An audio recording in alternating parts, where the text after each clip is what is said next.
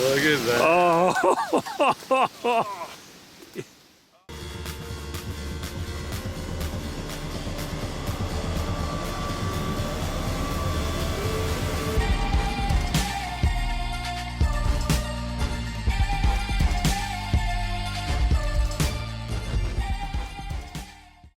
Going back to 2021, had some trail camera pictures of a buck that definitely caught my eye.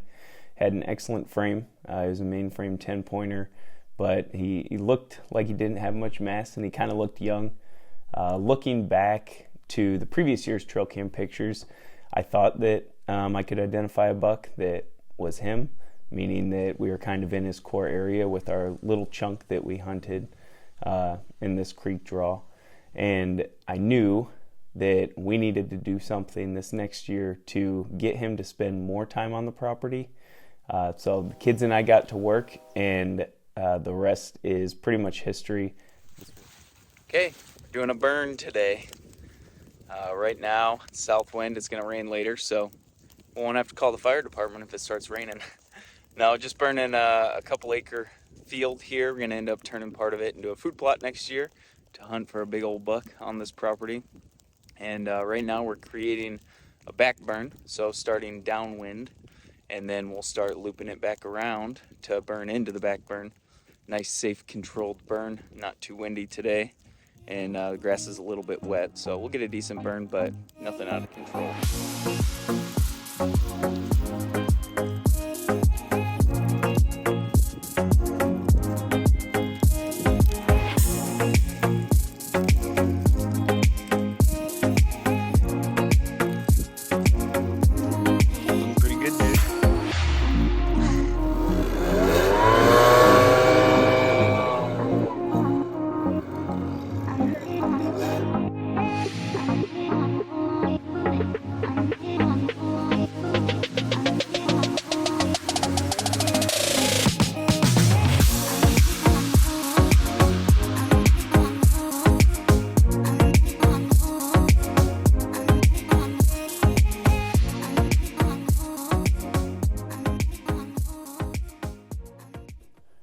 So with the help of the kids, we did get a food plot in, and really the goal of the food plot was to see if we couldn't bring him in closer and hold him on the property longer, as well as keep the does closer, so that when the rut kicked in, he would find that doe family group and stick closer to the property. And to say that it was a success to get trail cam pictures of this deer again was an understatement. He showed up in September and was all over our farm after that, and he blew up. He was loving our food plot, as well as we had an awesome apple tree crop that year. We have a couple wild apple trees around the property, and he was a regular visitor to one of them. So, All right, it's October 15th. We are heading into the woods at one of our properties that we call the house property. So you can tell we're on the driveway. Had a couple big old bruisers coming through here all through September and early October, so pressure's rising. Temp's all right. Hoping to catch up with them. They were here a couple nights ago, so it's good movement this morning. Hopefully tonight's the same.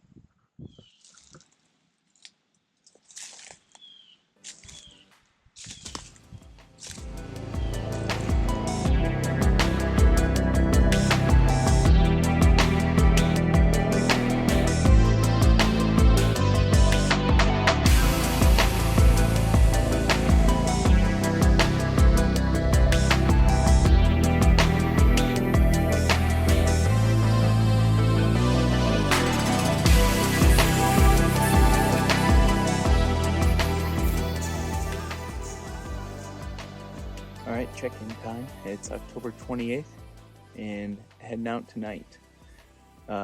Weather's decent, high of 60 today, but it's right at the peak of a barometric pressure spike. And using some trail cam data, had my Cuddy Lynx last night pick up my target buck.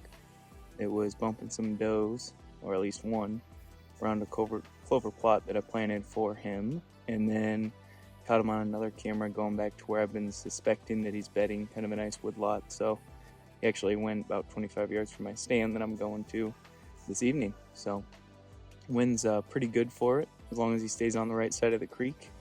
hopefully he gets up early and checks on those does again tonight.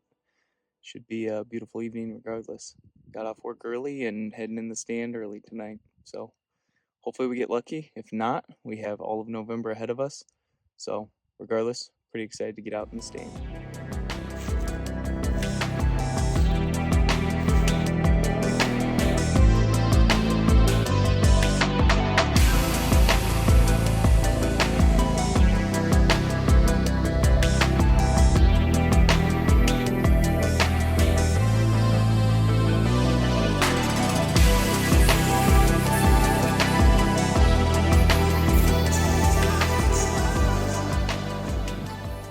Alright, it's November 5th and slept in this morning to attend my son's basketball game. The weather is blowing through. It's going to be like 25-mile-an-hour winds here today. I am slipping out at 10 a.m. I'm going to sit the rest of the day. Yesterday, a buck that was on the hit list popped up back on camera about 2:45 in the afternoon. So hoping he's still around. I have a lot of history with this buck. And now's the time to spend time in the stand. So hopefully we'll get lucky here.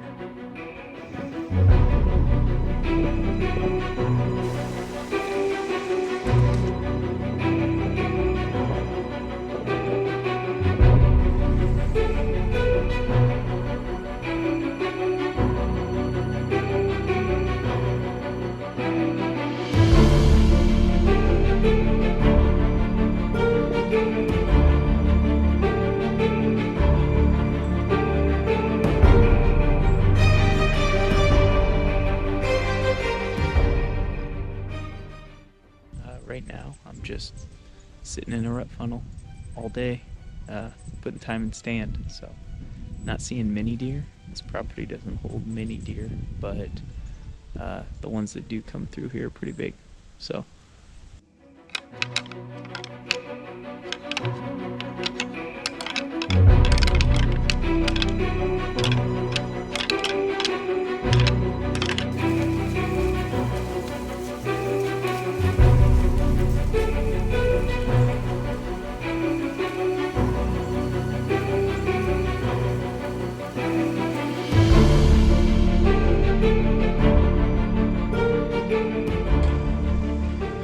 Alright, it's November 7th, and surprisingly slow morning this morning. Back out in the same area after the two big boys. Yesterday, about a half hour after I left, the big 12 ended up breaking away from his doe and went through his food plot and likely right under this stand. So maybe he'll be back tonight. We'll have to wait and see. Gonna sit all day in the stand. I already ate all my snacks, so we'll see how this evening pans out.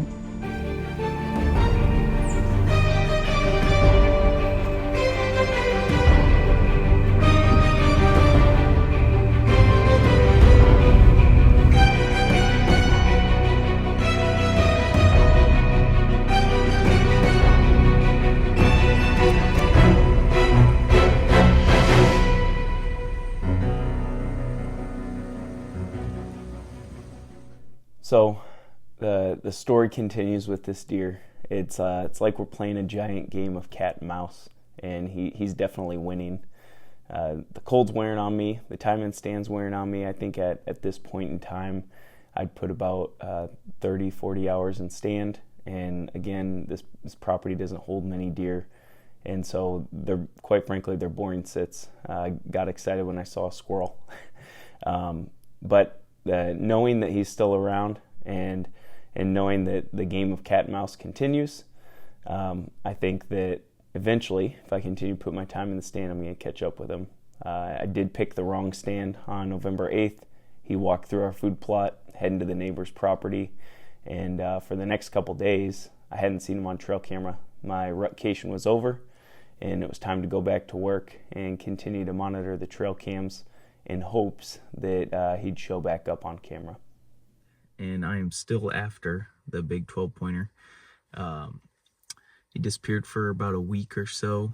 I'm guessing breeding does on the neighbor's property, and then popped up a couple days ago on trail camera. Went after him, no luck. Then yesterday, he was all over the property, 10:30 in the morning, daylight, assuming searching for final doe and heat. So out here this morning, and gonna sit as long as possible. And this evening, hopefully he comes back through the funnel.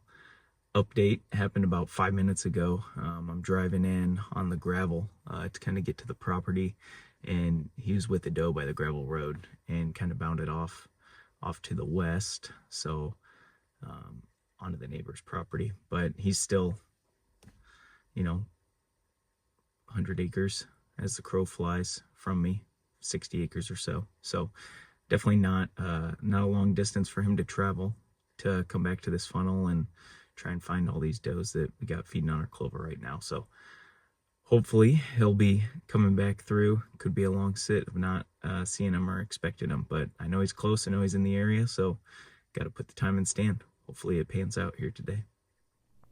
So the very next morning, I headed out after not seeing him that evening. It was supposed to be a very cold morning. I actually caught trouble from my friends and father by going out and bearing the cold, but knowing that he was in the area, I had to be in stand, especially after all the time that I put in after him. And lo and behold, I saw 2 yearling does, and they wandered off. And about 10 minutes later at 7:30, I looked over, and he was standing there at about 15 yards, sniffing the ground where those yearling does had passed on a trail. And unfortunately, my camera was all set up pointing to where I eventually shot him. I grabbed my bow first and said bag the camera because he was so close and walking straight to my shooting lane. I drew, tried stopping him. He wouldn't stop. I led him about half a step and let the arrow fly, and right when I shot, he stopped. So the shot was a little bit far forward, and he ran off with a good chunk of arrow sticking out of him.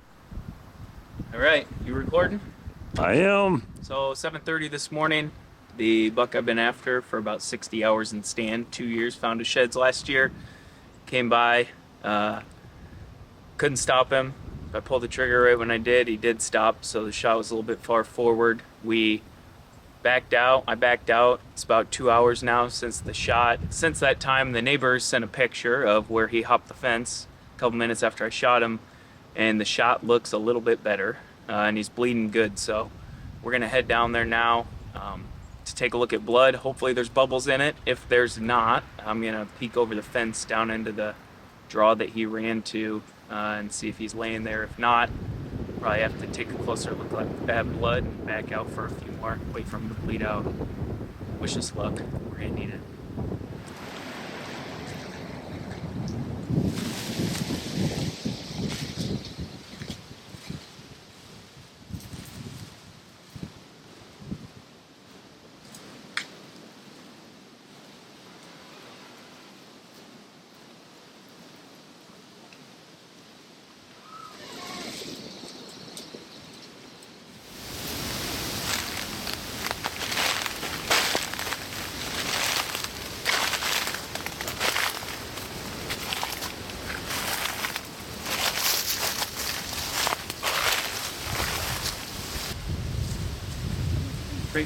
So definitely lung blood. Went down in the creek. We can back out. Bam. Go ahead, show me the. About how much penetration? I think it is far forward. Probably clipped one lung and it's bleeding out the rest. We'll give him more time. How you should do it is make a better shot. So we backed out, gave him 2 more hours. Good lung blood. It's bleeding good. But want to double, triple check. So it's about 11:30 now. Shot him at 7:30. So we're gonna go follow blood until we find him or his bed, and we have to back out or whatever. But I'm confident the way he's bleeding, his body's got 10 times as much in it. So we're gonna go track him down.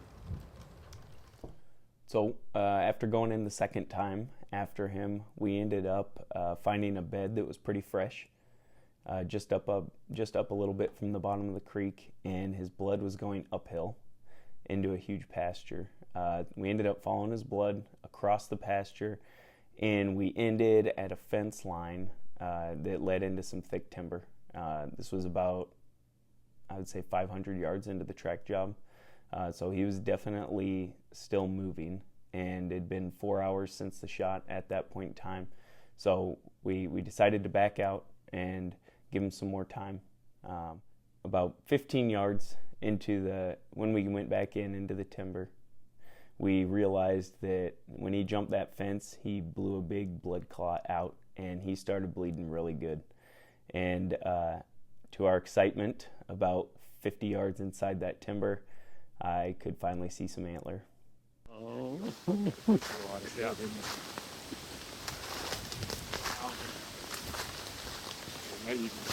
Oh my gosh. Hold on, let me text Danielle real quick. You gonna send the kids this way? Yep.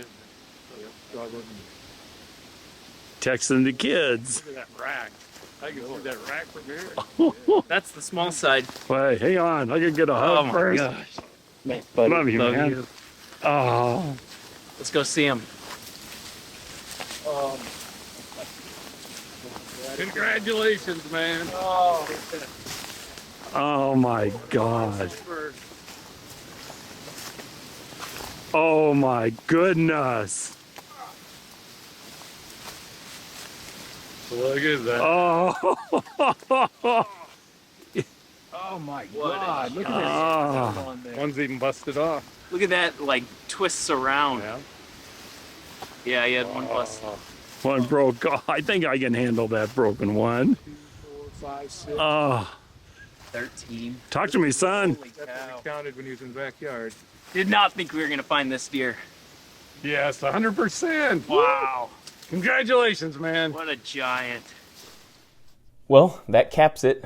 I would call that the best season of my hunting life. Not only because I got the biggest buck in the area that I had sheds to the previous year that was all over trail camera and had history with him, but I had the opportunity to hunt a lot for that deer. And I absolutely love getting out in the stand. And there's not a better time to be in the stand than when your family is supporting you and cheering you on. And I am especially lucky to have that support group to be able to get out in the stand and enjoy nature. I absolutely love this stuff. The season's going to continue as well. You probably saw a previous video where Wyatt, my 7-year-old, shot his second buck ever, and it was actually a nice little 10-pointer for him. He was very excited. And I still have a muzzleloader tag in my pocket and have a target that needs to be taken out of the herd. He's a 4 or 5.5-year-old half-wreck genetically, so I've been running him down at our other parcel, and he's been regularly hitting our cut cornfield over there. So I think it's a matter of time here during Christmas break where I'm gonna have an encounter with him. So stay tuned for that story, and hope you enjoyed this story. I would say my biggest takeaway from this season is you can hunt the same spot as much as you want as long as entry and access are bulletproof, and use trail cam data to let you know when to go in the stand and when to give the parcel a rest. And quite frankly, never give up.